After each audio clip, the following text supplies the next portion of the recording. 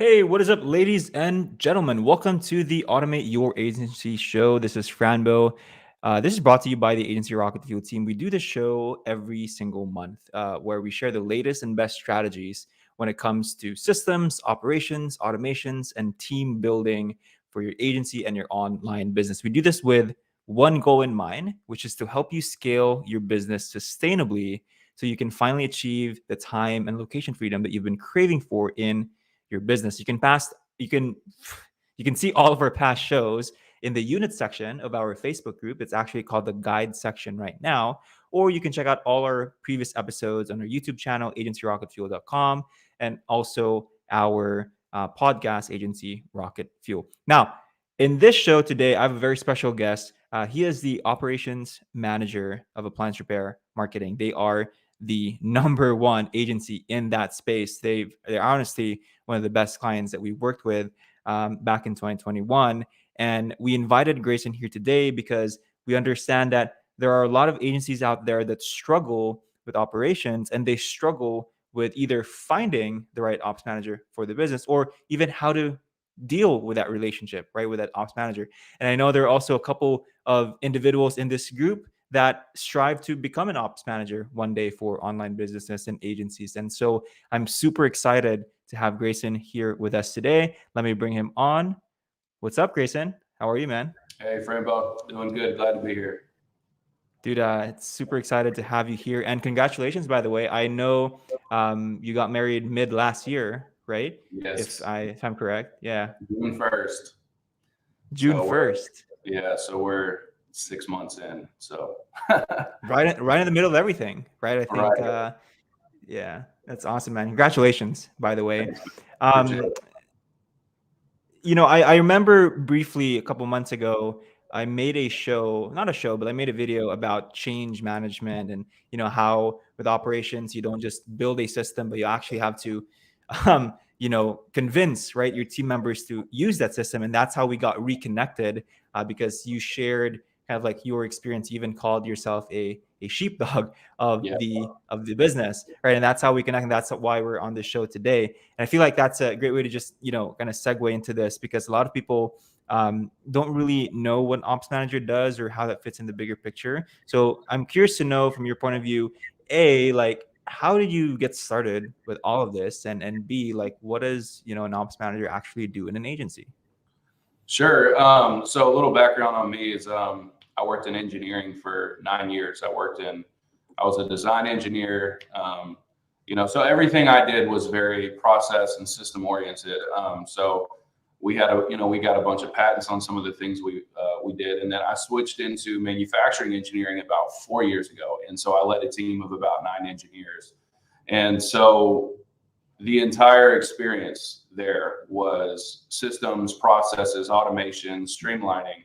And so, of course, I did a bunch of deep dives on Kaizen and Lean and Six Sigma and all of that. And so I worked extremely closely with my operations manager. I came from a company that was pretty sizable by a lot of comparisons. We did about 60 million a year, 50 to 60 million a year, about 350 employees, multiple divisions. And so it came from a kind of bureaucratic kind of place. And we paralleled ourselves with GE and Ford and companies like that. And that's how we tried to operate. So very bureaucratic, not super flexible. And so that kind of, I worked really closely with my operations manager, who was my direct supervisor for 4 years, and worked really closely with our CEO. And we were a manufacturing company. We built things by hand. And so the company had been around about 60 years, and there was a lot of areas where we weren't keeping up with technology. And so as the business kind of started to scale and started to grow, we saw the gaps getting bigger and bigger in leadership and accountability and communication. Just for some frame of reference, the company didn't have Slack, it didn't have Asana. Everything was through email or person-to-person meeting. As a middle-level manager, I was in about 30 hours of meetings worth every week. So that's kind of some of my background, and that led me into working with Justin. I started working with Justin as an operations consultant about a year and a half ago. And so I started diving into this world where, I went from a very bureaucratic world of face-to-face in the office every single day to a remote workforce across the world and people on different time zones and in different countries and, different things, and working completely instead of a network and a system locally. It's all Google Drive, Slack, and Asana. And so one thing that is important across every industry and every business is, multiple things, but I guess communication, accountability, empowerment. And so as an ops manager, I think it's, I didn't know what an ops manager was until probably 4 years ago. No one grows up and says, I want to be an operations manager, because no one knows really what it is. You say, oh, I want to be the CEO of a company, or I want to be a manager, but nobody really knows what an operations manager is. And I think maybe there's kind of been, more attention put on it the last couple years, but I think still a lot of people have no clue what an operations manager does. When my wife, or, when she was my fiance, she'd tell people, oh, he's an operations manager. People are like, what is that? Who knows what that is? So as an operations manager, it's very easy to feel like no one knows what you do, so not everybody appreciates it. So in terms of like the visionary integrator relationship, so there's a lot of visionaries who, they come up through these hub and spoke models, and they're used to they're the center of everything. Everything comes to them and everything flows through them. And so that's sustainable until you get a certain amount of people. And then you've got one person being the hub for 20 people, 30 people, and it becomes near impossible. And as a visionary, they don't want to manage what is or what's already established. They want to focus on the future. They want to focus on, what are we doing 2 years from now, 3 years from now? That's what excites them. And what I like to try and tell visionaries when I talk to them that they're learning how to work with an operator, or what an operator is that passion and that energy and that vision you have for the future. That's what we have for managing, streamlining, and maximizing efficiency of what is or what exists today. So their idea may be owning another business in 6 months, or working themselves out of a job in the next 2 years, or living on a beach in Cancun, whatever it is. What excites us is building scorecards and building systems within, Asana, and automations, and creating team accountability and flow, and org charts and structure and processes. And so how I kind of like to explain that is, how they feel about the future and that vision and that energy that they feel when they think about it. That's how we feel about what the business is today. So I know it's really tough when you've bootstrapped a business and you've started it from the ground up, it's really hard to hand that responsibility off to somebody else. But I think the first step is knowing that you need an operations manager or an integrator to really help you. And then the second step is learning to trust them to kind of take over those things that they need to be done, but they're not your specialty. Specifically with my visionary, my owner, Justin, he's very self-aware. He knows what he's really good at, and he's a genius at what he's really good at. And he knows that there are things that he's not good at, but I am good at those. So he's really good at tossing that off to me. We've not really had any friction in terms of, thankfully, we've not had any friction in terms of like, this is my business, I want to do it this way. He trusts me to run things the way that I think they need to be run, in terms of the operation stuff. And I trust him to be the visionary. And it's been a beautiful relationship. And I'm telling you, if bureaucratic businesses, big businesses that have CEOs, CFOs, and all that stuff, I didn't experience it. I worked with a lot of big companies I did venture engineering for a while. So we worked for Fortune 500 companies doing product design and whatever. And I just didn't find that kind of relationship anywhere. And it takes months and years to do anything. Whereas when you've got that right relationship and that right structure, the flow and the energy is just so much quicker.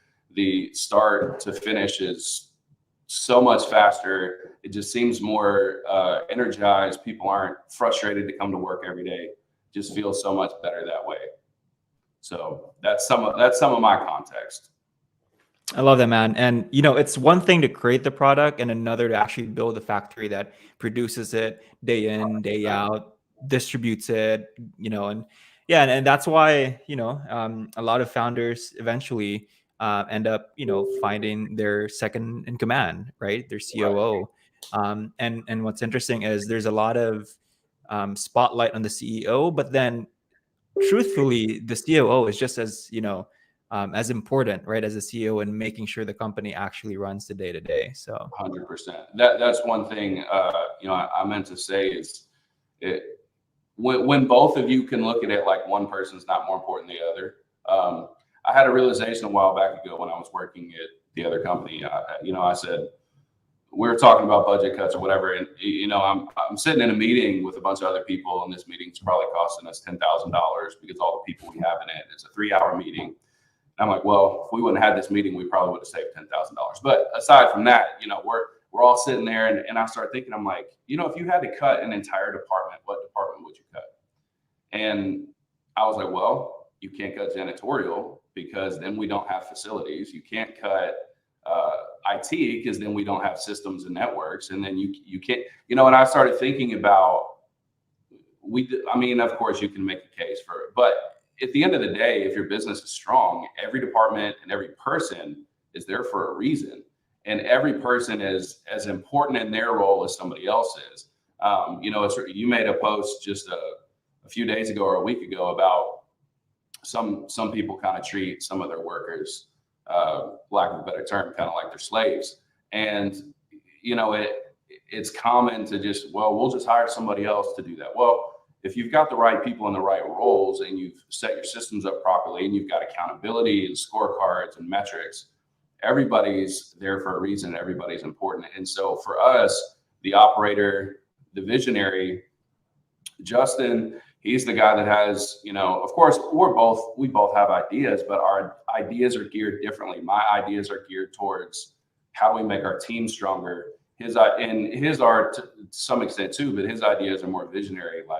And my ideas are like, oh, what if we did this to the scorecard? And what if we created, we didn't have weekly reporting before. And we didn't have some of those checks and balances that I came in and made me feel really, really comfortable to create those systems and those processes that they didn't have before. And the visionary, what I'm finding is the visionary generally knows that those things need to exist. So I think maybe that's why some visionaries struggle to hire that operator. It's because they think, oh, the operator can't do anything that I can't do. Maybe that's true. However, the operator is the person that gets it done. We're the ones that build it. We make sure it's built. We make sure it's maintained. When you're a visionary, you don't want to go back and check through and make sure everybody did their weekly report, or because old habits die hard, right? So if your entire team of 30 people has not ever had to do a scorecard every week or a weekly report every week or a Asana review every week, and now you're setting that expectation, it's one thing to set an Asana project and set some tasks, and it's another thing for it to actually get done.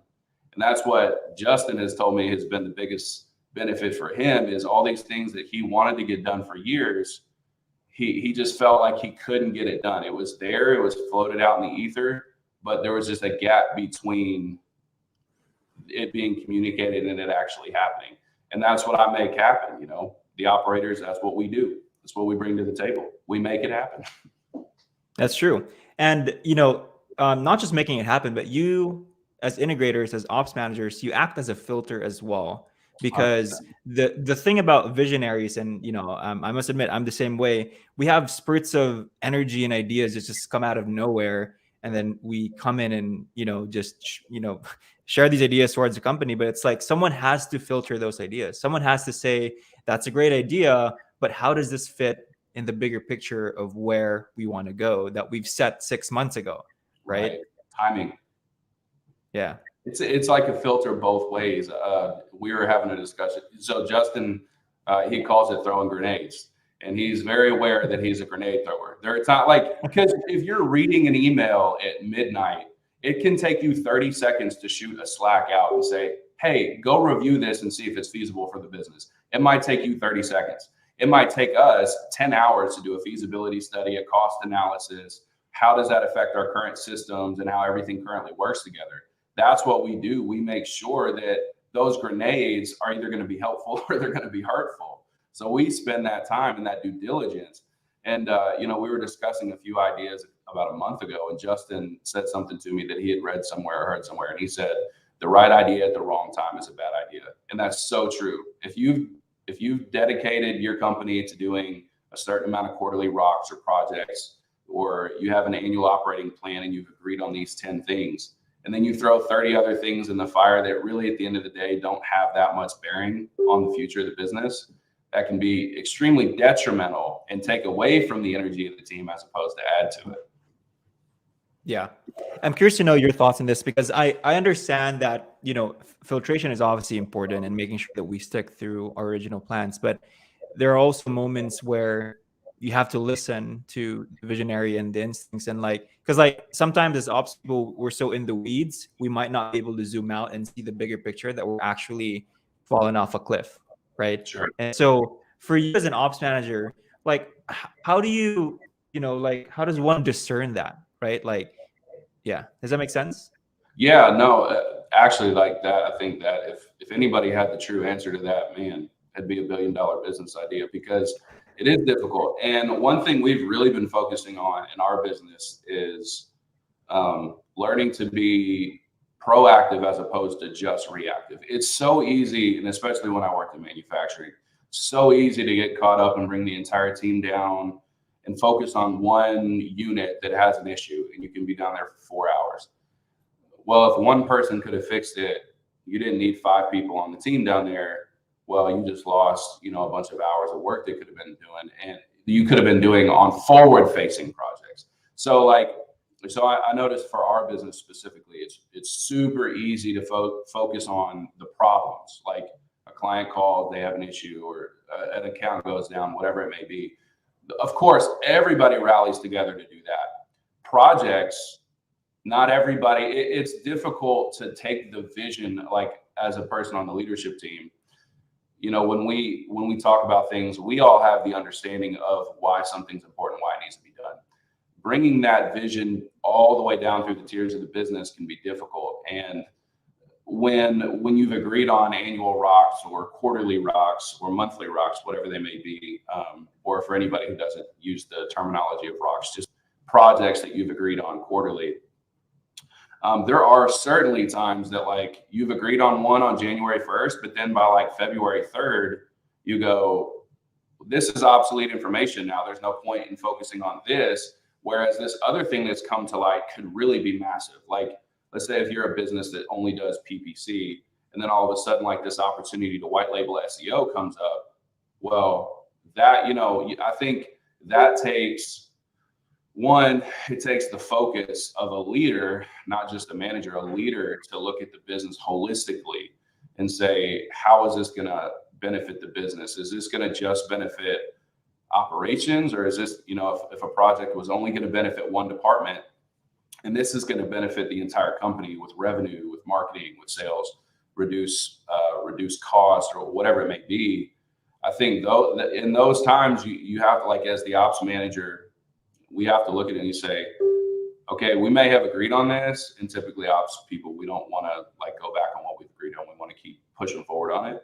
But there are certain, we've tabled multiple things because we looked at it. We're like, okay, this is a great idea last Friday. The season we're in today, we actually really need to do this instead.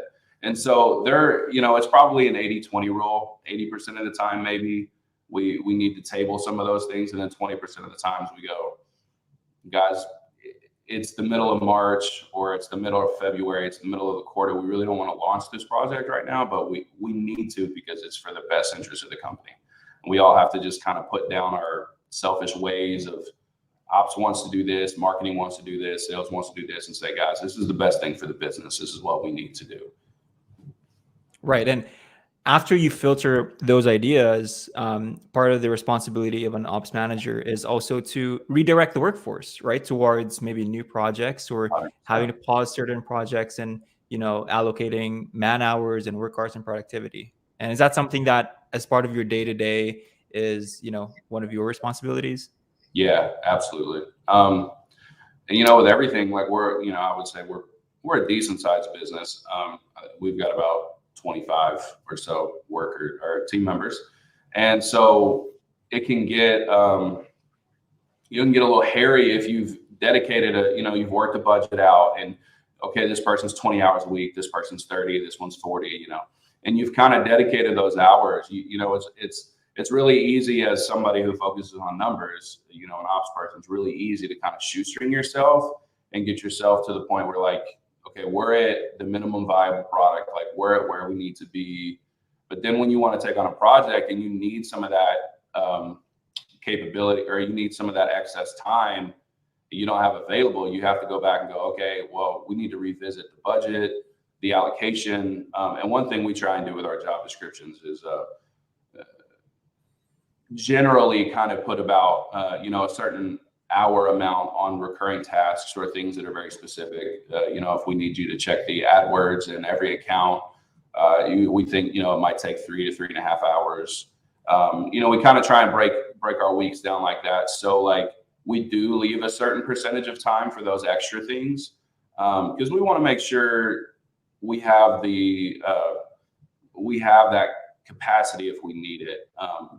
But it can be difficult, especially if you're watching the budget really tight. Yeah. And, this is a really great point for a lot of agency owners out there that are either thinking of getting an ops manager, or maybe they're not quite there yet, is that naturally as an owner, or maybe as a visionary, you have all these ideas, but see, an idea is only an idea, right? It has to be filtered. It has to be funded. It has to, you need people to work on it. There has to be a plan. Someone has to keep track of that plan and making sure that, the team is motivated day in and day out to make sure that the idea comes to life. It's just so much more than like an idea on a paper, which is, again, it's important. But then this is why, the value of an ops manager, an ops director is important in your business. By the way, we have a couple people that are watching live. If you guys have any questions, we have Grayson here from Appliance Repair Marketing. Any questions you have about agency operations management, feel free to drop it down below. But Grayson, so when you got into Appliance Repair Marketing, it was already an existing business that had, team members that were already in place. And I feel like for the majority of ops managers, that's usually the environment that they get themselves into, right? Like after the company has, reached a certain level. How is that experience like? You're coming in, there's a culture already that's there, people are there, processes are in place, and you come in and you might shake things up a little bit, right? So for me specifically, so like I said, I came from a bureaucratic world. I came from brick and mortar business. You got to go into the office every single day, 300 employees, however much. And then I come into a workforce that's 100% remote, and I'll never meet most of our team members face to face, and they've been here 10 years or they've been here 8 years, and very interesting, and one thing that, I talked to Justin about a lot was, is the team going to be willing to work for someone else? Because you're talking about filtering, it goes both ways. Like we filter, we keep the visionary safe from all the weeds and day-to-day stuff. We also protect the team from those grenades that the visionaries may throw out. So it's our job to energize both ways. We have to energize the visionary and the team. We have to make sure that, it's really easy as a visionary to focus on the things that didn't get done, as opposed to you might get 30 things done and not get 3 things done. And those are the 3 things you focus on. That's going to be the thing that takes your business to the next level. And we didn't get it done this quarter. So it's our job to remind the team of the 30 things that we got done this quarter.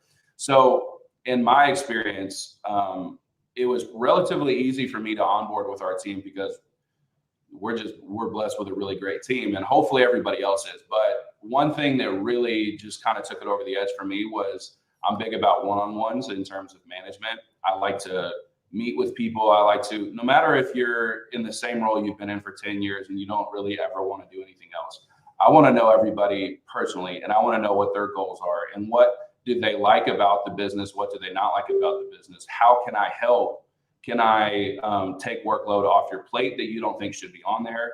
Do you want to work up into management? Because, honestly, visionaries, like they're aware those things going on with the team, but it's not their passion to see everybody be in the perfect seat, like for themselves every day. So I have this saying that I picked up from an old boss that says, to get where you got to go, you got to have the right butts in the right seats. And one thing we did was we kind of started shaking up roles when I first started. Was like, hey, it seems like this person would actually be really good at this. Like, they're currently answering the phone, but they're really process oriented and they're analytical brained. Let's try them out writing some processes, or let's try them out writing some SOPs or creating some projects in Asana. And so our team was real, and a lot of it comes down to how the visionary is going to help that transition period happen as well. And so Justin was very helpful in that transition with the team. Say, hey, look, guys, Grayson's going to be kind of running the business day to day. I'm not going away, but we're going to work together, just kind of go through him for everything, let him be that voice of contact and reasoning. And so probably about 2 months ago, Justin's not in the leadership meetings anymore. It frees him up. He doesn't need to be, because now we have the scorecards and the weekly reporting and all of that we can give to him, so he has that peace of mind of how the business is running. And then also the team is comfortable enough with me now, because after some time, we've proven each other. We've proven ourselves to each other. They know I'm not going to fly off the handle and just go crazy and try and start firing people. And I know that if somebody is missing the due date on a task, it's not intentional. They might have had a bunch of other stuff going on. So I think for me, my biggest success with the team would be one-on-ones and getting to know people, because I feel like that builds that trust. And as a manager, you can empower people. And as, someone who's working with a manager, you feel like you can trust them. You don't have to be like, man, how are they going to treat me? Are they looking to fire me? Or, they can trust you, letting you know, hey, I need some time off for this. And it opens those ways of communication, which the communication is pretty much always the number one thing that kills a team, is communication. So if you can open those ways of communication, knowing everybody's going to get an hour a week or biweekly or whatever it is, that really has helped us become successful. And it's something that I look forward to, and I think the team looks forward to. So, yeah, I love that. And two very different skill sets, right? Like as an ops manager, you have the technical skills of, scorecards and KPIs and automations and systems, but then you also have the people skill of relating to your team members, making sure that they are, they feel open enough to share their issues with you and to even in motivate them, right, in a way. And so those are two of the skills that as an ops manager, I think is quite necessary. Yeah. And yeah. So I'm curious, Grayson, what does your day-to-day look like? Like, what does a typical week look like? What does the day-to-day look like? And it might be helpful for a lot of agency owners or even people that are aspiring to become an operations manager. Sure. Well, so as the operations manager, I work, the integrator, I work really close with the visionary. And so Justin, as I imagine most visionaries are, I've worked with some before in the past in my engineering days. They're very idea focused, and they're constantly consuming information, whether it's through their email inbox or whether it's they built their Facebook and their LinkedIn to consume information that is going to help energize them or direct them. And so they're going to see new products, and they're going to see new technology and new software and new systems and things that they're like, hey, this could be the next key. So for instance, most days for me, I have communication throughout the day with Justin about things that he may have seen that could be cool ideas, or things that really could be what take us to the next level. So that's always part of my day, is communicating back and forth with him, also keeping him informed about the business. Not that he's gone from the business in any way, but just so he doesn't need to be in the weeds. Of course, I'll keep him informed on some of the higher level things.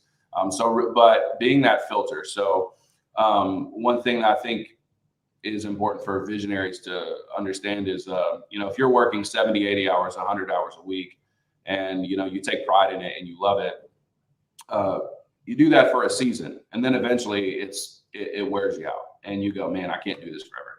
And so if you truly want to get out of working 70, 100 hours a week, part of that is managing the team efficiently, which is what we do.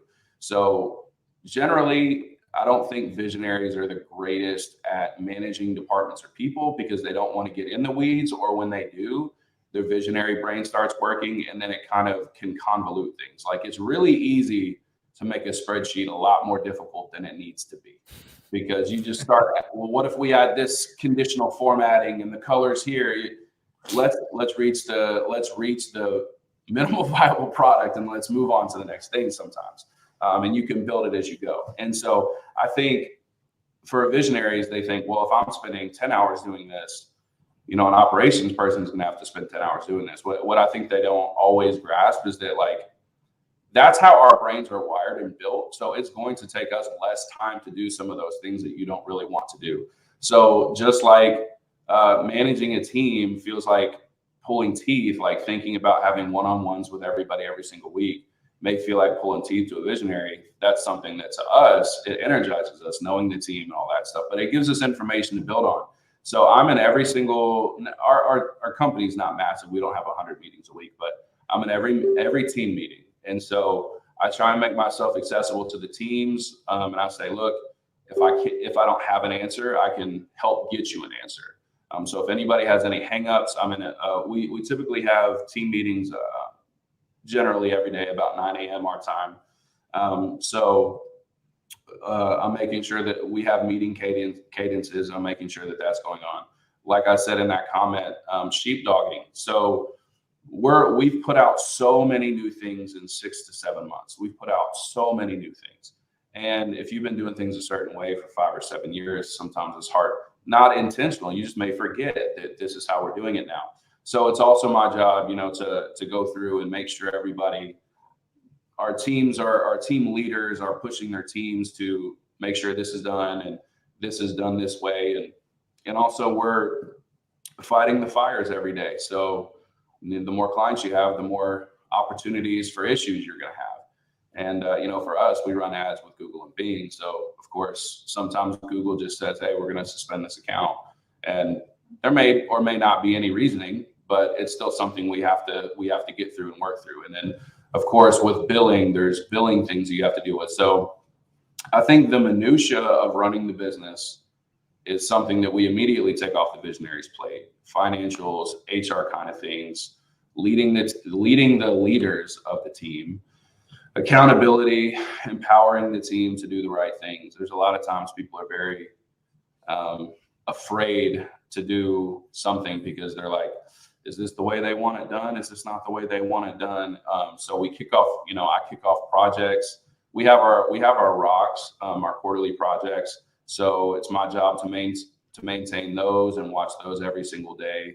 It's my job to make sure scorecards are getting filled out, weekly reporting, and look for areas to, my first few months, my big all-encompassing project was something we called plug the leaks. Any leaks that we saw in the business, that's what we did, and we revisited almost everything from the ground up. I think when I started, you had mentioned earlier, most operators kind of come in like I did to a business that is pretty solid, maybe not as solid as ours. Our business, I have to give Justin and the entire team credit. The business was super solid.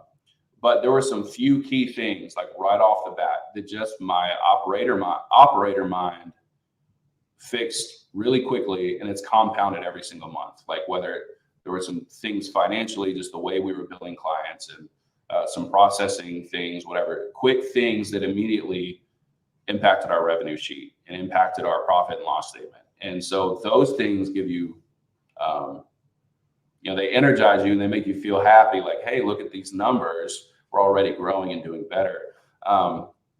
So if an operator comes into a system kind of like I did, where things are built, they're lucky because their visionary has probably operated as an operator the best they could for the last few years to kind of get the business to where it could be.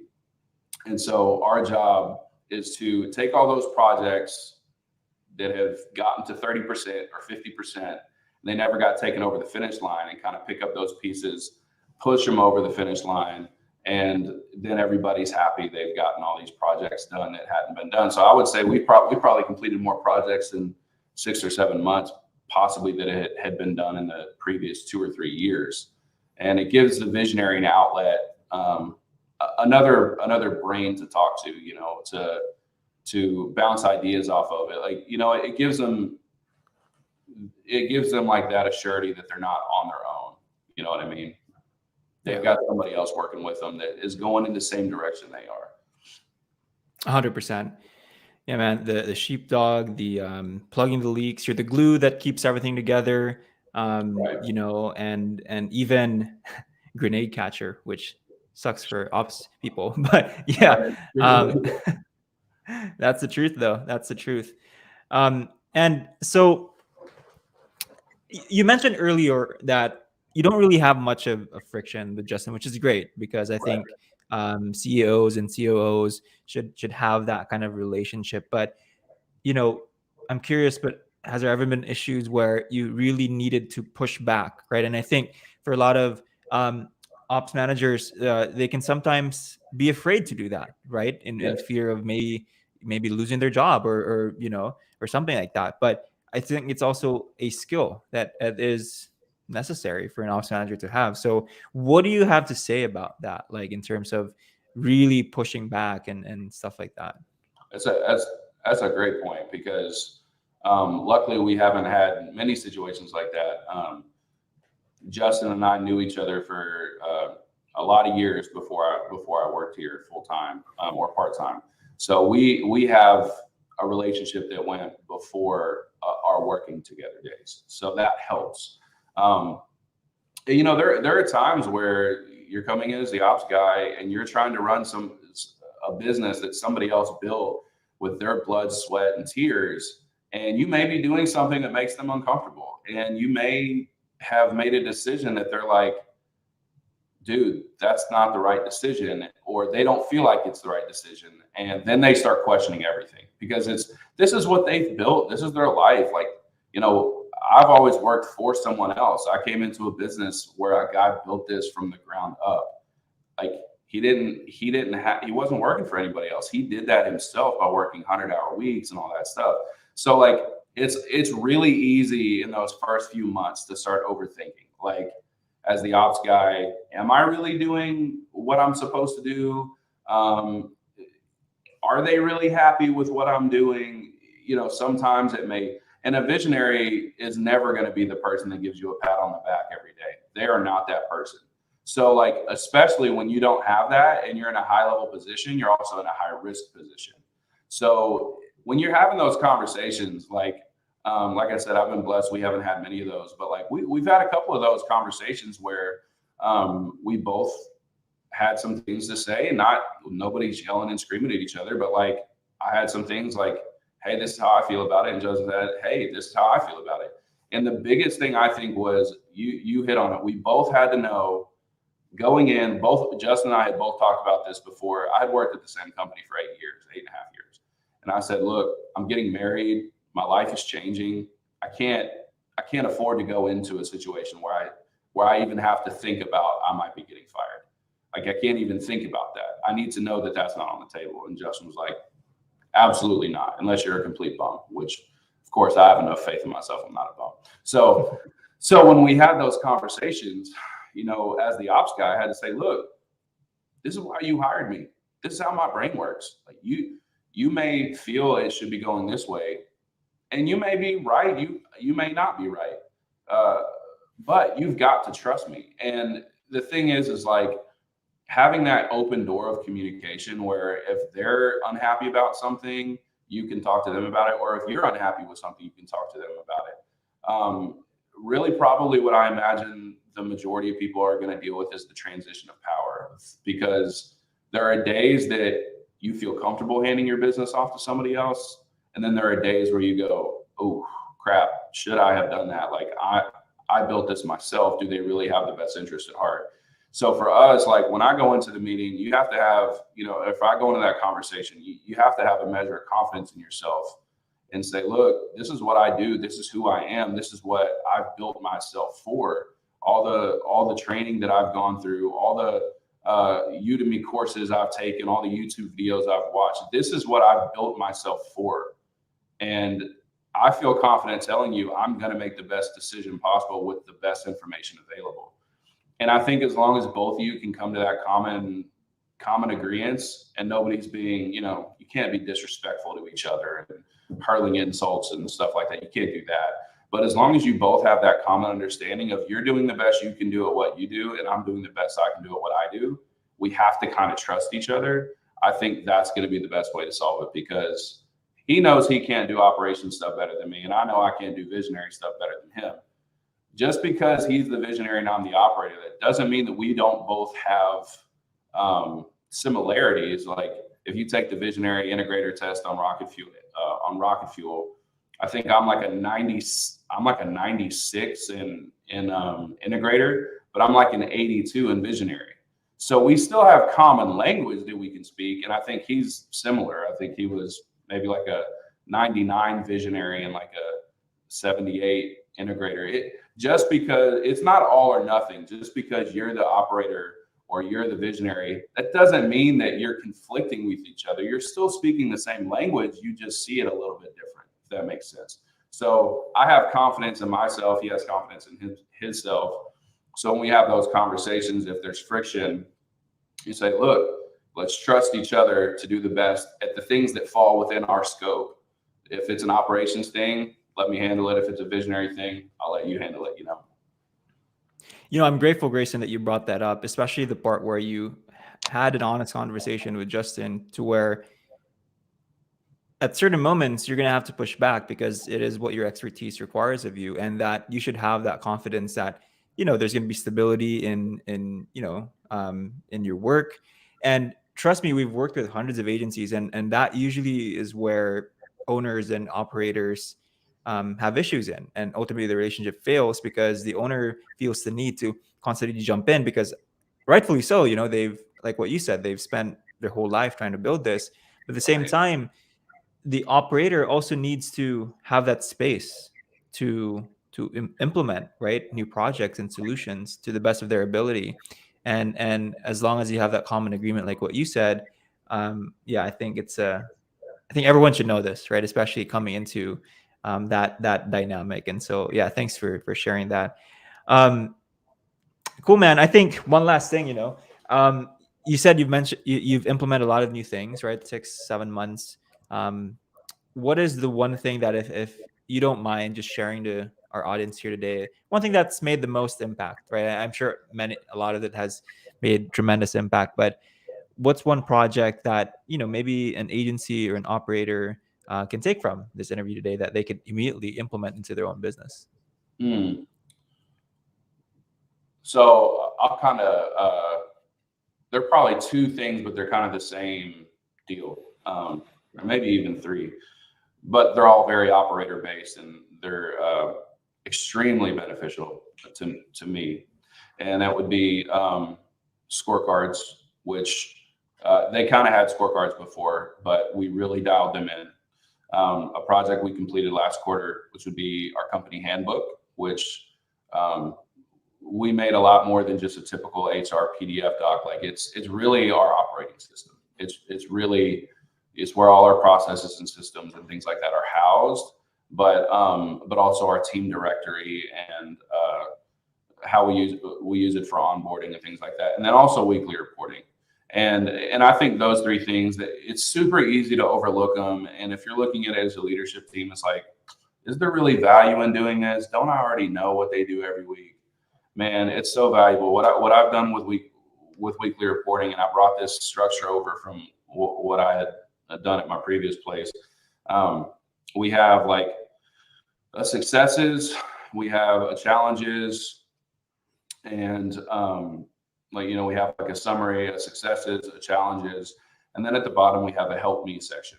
And I get so much beneficial information out of that help me section. It's from top down. It's from everybody in the company, and it may be the person that just it's a operations helper or a secretary or an executive assistant, and they might drop something in that help me section that is so revelatory to you that you're so far removed maybe from it, that you're not even paying attention to that. So like it may say, hey, this zap is broken going from 0 to going to a sauna, or and I have to create this task manually instead of automated, or like our onboarding system, 3 of the tasks out of the 10 I feel like are redundant, and it takes an extra hour of my time every week. It does so much for us because there have been so many things that we've caught in that help me section that is specific to like one person's job, but really benefits the entire company, because it's like, hey, really, we do need to take a peek at the entire automation system. Like we need to take a peek at all of it.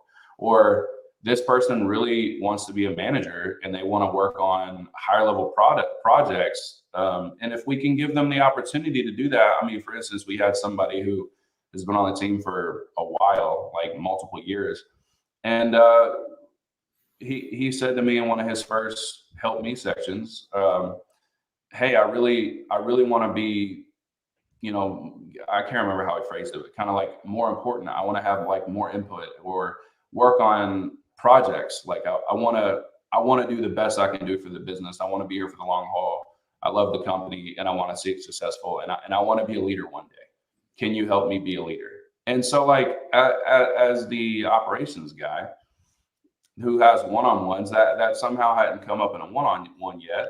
Maybe he didn't feel comfortable bringing up person to person, but we were able to start that and then start having conversations and on what a leader is and how to be a leader, and books that I've read about leadership and things like that conversations we may not have ever had the opportunity to have without that help me section in the weekly reporting. And really, I think all 3 of those things, the weekly reporting, scorecard, and the ARM handbook, it just kind of brings the team together. We removed a lot of redundancy, but also independency. If we had departments that were using really the same thing, but it was 4 different Excel sheets, we started creating hubs. We have a client hub and we have a operations hub, and all of the stuff that's relevant to, if you go into Google Drive and just start trying to find stuff, it's like, who knows what you're going to find. So by creating these hubs where we pulled everything together, you don't have to guess, where do I go for the vacation policy? You don't have to guess, it's in the handbook. So some of those things that like is really easy to neglect because they're not financial pillars, like they're not going to benefit your company money wise, but it really helps the flow of the business. And one more thing real quick, I know we're running out of time.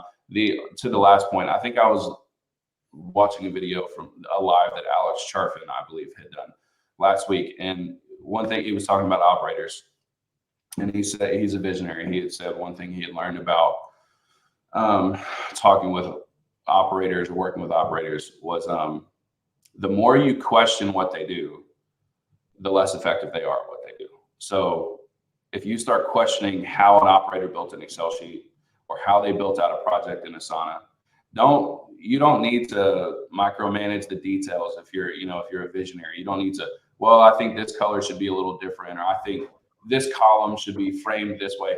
If you start second guessing or overanalyzing everything that the operator does, they become less and less effective because they don't feel empowered to make decisions anymore.